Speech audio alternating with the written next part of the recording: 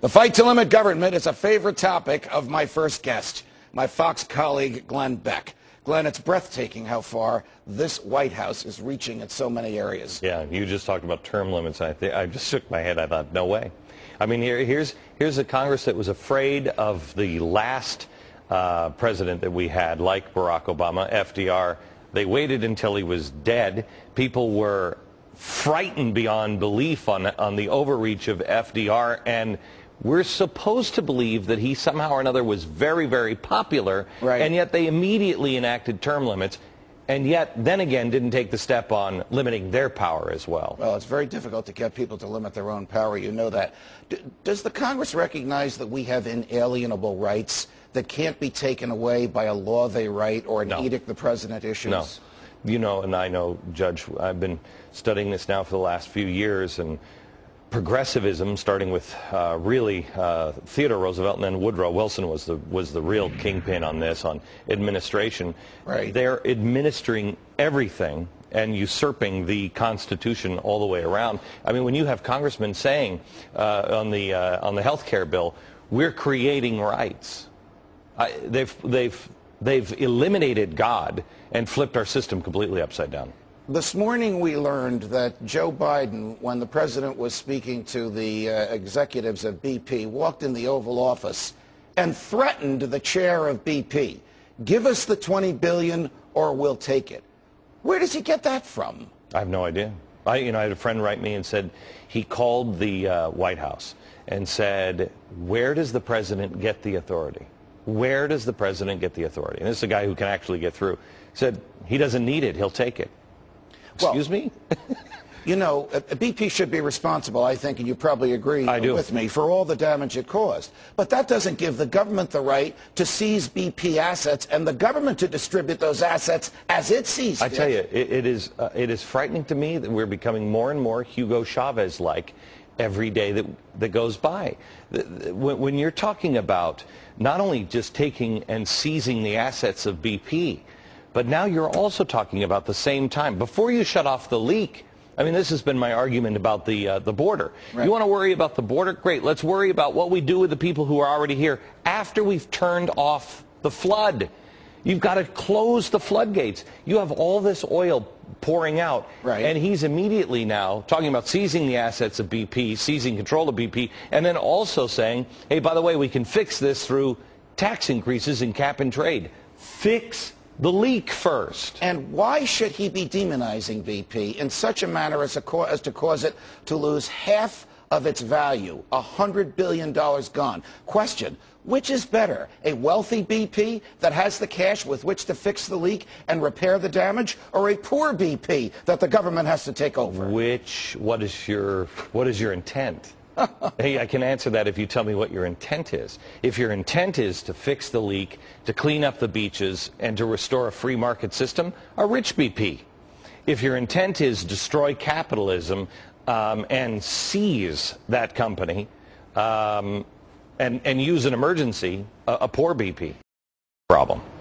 Just to switch gears for a second, do you agree with me that we don't need a Department of Energy or a Department of Commerce or a Department of Education, and that clearly they're not authorized by the Constitution? Gone. What do we say to our liberal friends about who would manage this area of human behavior if those federal departments are gone? People would. You tell me what we've gotten out of these things. What have we gotten? The Department of Energy has overseen this. That's what we've gotten. That's great. The Department of Education is overseeing our schools. They're failing miserably.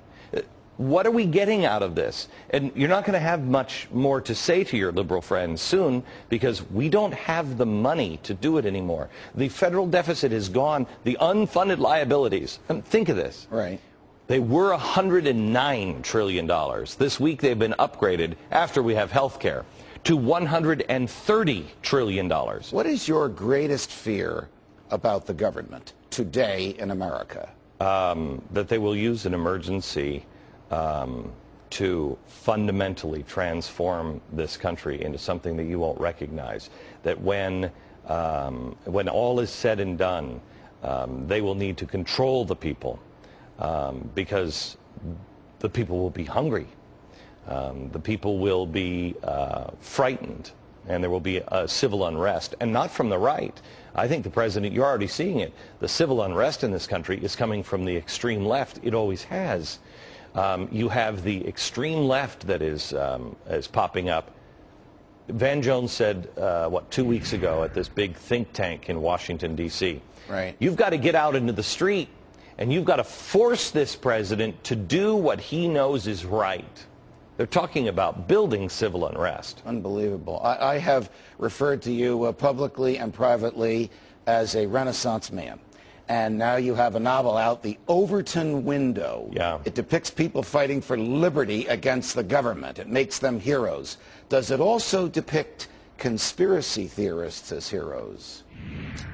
I don't know, as heroes. I guess at the end, one of the conspiracy theorists realizes that that there's a place for those people who are pushing the envelope at the beginning of a movement, and then he realizes, wow, if I would have pulled back, if I wouldn't have said those things, maybe we would have had a better shot. And he actually turns out to be a hero in the end. He turns out to be a hero in the end. Yeah. You can't tell us how it ends. No. Do the good guys win? You'll have to read. You'll have to read. All right. It's the great thing is one of the reviews, I think it was Huffington Post or Washington Post, or I don't know, one of them, said that the villain is ridiculous. Nobody would ever say those things. A lot of it was taken exactly from Walter Lippmann and Woodrow Wilson. Wow. The words of the villain. Can you hang out for a few minutes? Yeah, sure. More with Glenn Beck when we come back. Find out, is he really a libertarian? TVM radio appearances and your new novel and all the conversations we've had, you don't like big government. Right. Are you a libertarian?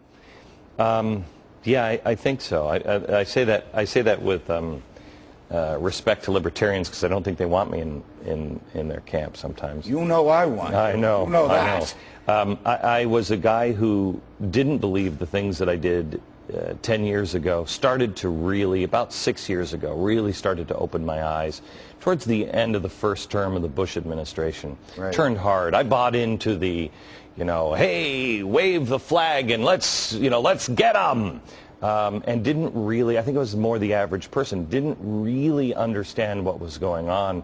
Started getting really bad feelings after the last year of the first Bush term. Well, you and I agree that our rights are inalienable, that the government can't take them away with a piece of legislation or a presidential decree. So if we have the right to privacy, can the Congress authorize federal agents to write their own search warrants in violation of the Fourth Amendment? No. That's what the Patriot Act does. I know, but I was willing to. Here's where I stood on the Patriot Act at first, which was, we got to do something. That's danger. Whenever you say that, we got to do something. Right. And that's what I said. Right. Got to do something. And the Congress did that too. They didn't even read the Patriot Act. Yes. But we were all. It was a foreign enemy, so it was easier to say, got to do something. My stance on the Patriot Act was, at least it has a sunset. At least it has to, every 6 months, you got to come back. You got to hear anybody who is being abused by it, et cetera, and it has a sunset. I don't think it has a sunset anymore. No, it doesn't. It's now 16 years, the so-called sunset. Yeah, that's a problem. Yeah, that's a problem. And now we're taking it, as they always do. And again, being a foolish person who didn't really even know what was going on in the world until September 11th, being somebody who didn't pay attention, they never let go of that power. They only build on it. And the things that they're building on, it was spooky back under Bush. It's terrifying now. Do you accept Jefferson's maxim that I always say at the beginning of every Freedom Watch, that government is best which governs least? Why do you believe that?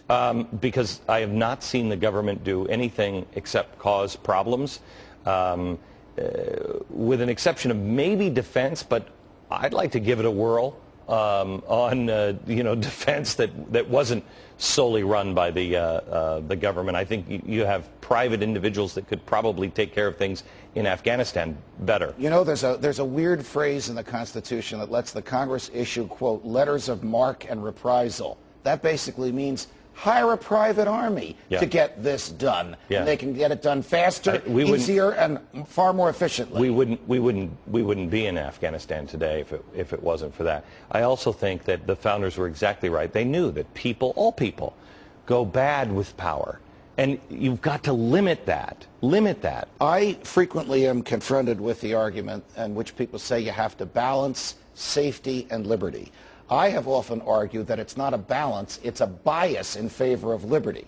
Your favorite founding father, Benjamin Franklin, once said, those who would sacrifice essential liberty in order to obtain temporary safety deserve neither liberty nor safety. You agree with that? You're about to see, that is, don't waste a good emergency. The opposite of that is don't waste a good emergency. And I think you're about to see that in ultimate play. It's happened before. It happened in World War I under Wilson, where we rounded up the Germans. We were lynching Germans. We lynched a German. A mob did, and was released under Woodrow Wilson. Released. The jury was so biased by propaganda that they said they just did their patriotic